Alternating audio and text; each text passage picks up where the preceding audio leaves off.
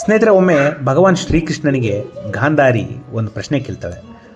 ನೋಡು ಕೃಷ್ಣ, ನೀನು ಸರ್ವಶಕ್ತ, ನೀನು ಭಗವಂತ ಅಂತ ನನಗೆ ಗೊತ್ತು, ಹಾಗಾಗಿ ನಾನು ಈ ಪ್ರಶ್ನೆಗೆ ನೀನು ಉತ್ತರ ಕೊಡಲೇಬೇಕು ಅಂದ್ಬಿಟ್ಟು ಒಂದು ಪ್ರಶ್ನೆ ಕೇಳ್ತಾಳೆ. ಏನಪ್ಪ ಅಂತಂದರೆ, ನೋಡು, ಕುಂತಿಗೆ 5 ಜನ ಮಕ್ಕಳು, ನನಗೆ 101 ಜನ ಮಕ್ಕಳು.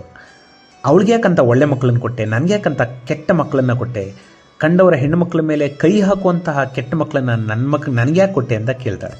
ಆಗ ಶ್ರೀಕೃಷ್ಣ ಹೇಳ್ತಾನೆ, ನೋಡು ಗಾಂಧಾರಿ, ನಾನು ಯಾರಿಗೂ ಒಳ್ಳೆ ಮಕ್ಕಳನ್ನು ಕೊಟ್ಟಿಲ್ಲ, ಯಾರಿಗೂ ಕೆಟ್ಟ ಮಕ್ಕಳನ್ನು ಕೊಟ್ಟಿಲ್ಲ, ಎಲ್ಲರಿಗೂ ಸಮಾನವಾದ ಅವಕಾಶವನ್ನು ಕೊಟ್ಟೆ.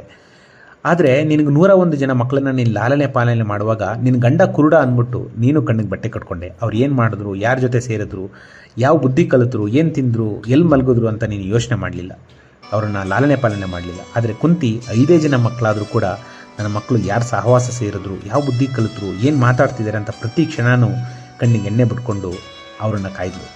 ಅದೇ ಕಾರಣದಿಂದ ಅವಳ ಮಕ್ಕಳು ದೇವತೆಗಳಾದಳು, ನಿನ್ನ ಮಕ್ಕಳು ಪಾಪಿಗಳಾದರು ಅಷ್ಟೇ.